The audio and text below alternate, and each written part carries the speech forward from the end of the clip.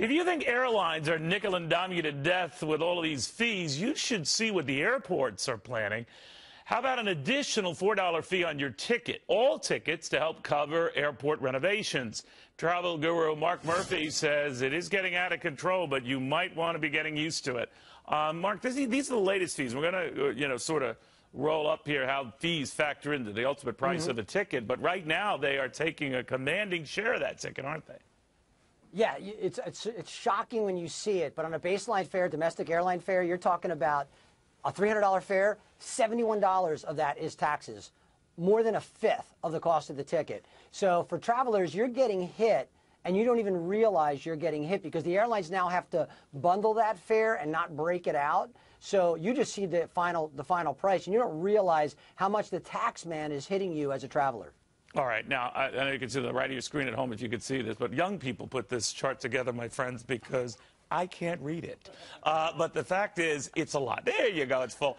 I still can't read it, but I can read the bottom line being you're paying a lot more of that in fees. Now, for the airports and this $4 fee, it's on top of fees already in ticket prices. Some, it's going to be more than that, depending on, where you go and whether one way, et cetera.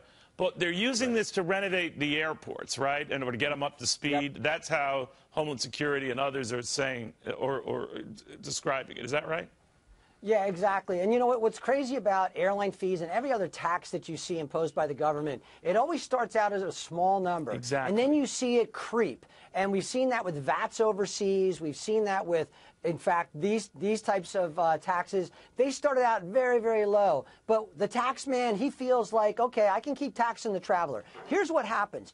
At some point in time, you tax the traveler so much, you lose the economic impact of the traveler. It affects the destinations they're going to. It affects the hotels. It affects the taxis, the restaurants.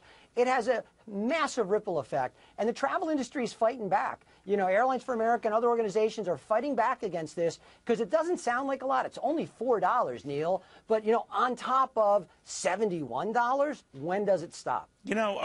Part of the rationale for it, though, is to bring all security, too. They sell the security thing and bring them all up to speed so that they're all the safest places to go. But to your point as to whether it could affect travelers and whether they travel at all, right now we don't see it in stats that show that the demand is still very, very high and people are going to still be able to deal with this. But you question for how long? Well, at the end of the day, what's happening is then, you're looking at your overall ticket price as a traveler. So then it affects the airlines.